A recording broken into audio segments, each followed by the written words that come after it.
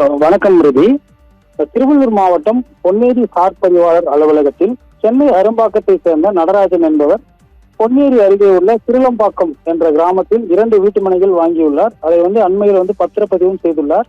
இதற்கான பத்திரப்பதிவு ஆவணங்களை விடுவிக்க அதாவது பொன்னேரி சார் பதிவாளர் 20,000 ரூபாய் லஞ்சம் வழங்க வேண்டும் என சங்கர் என்பவர் கேட்டதாக கூறப்படுகிறது.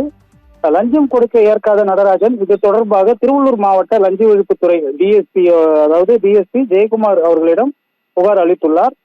இந்த நிலையில் பார்த்தோம்னால் அந்த லஞ்ச ஒழிப்பு போலீசாரின் அறிவுறுத்தலின்படி 15,000 ரூபாய்களை நடராஜனிடம் கொடுத்து அனுப்பியுள்ளனர். ரசாயன தயாரிகள் தழுவிய அந்த 15,000 ரூபாயை நடராஜனிடம் கொடுத்து அனுப்பியுள்ளனர் காவல்துறையினர்.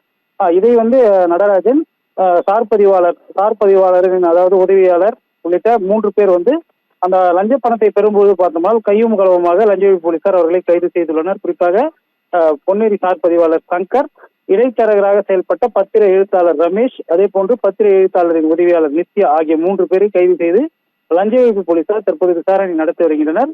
தொடர்ந்து பொன்னேரி சார் பதிவாளர் அலுவலகத்தில் ஒருபுறம் மக்கள் ஆவணங்கள் பத்திரப்பதிவு செய்யப்பட்டு வரும் நிலையில் மறுபுறம் சார் பதிவாளர் உள்ளிட்ட 3 பேரை கைது செய்து டிஎஸ்பி தலைமையில் விசாரணை மேற்கொண்டு வருவது குறிப்பிடத்தக்கது.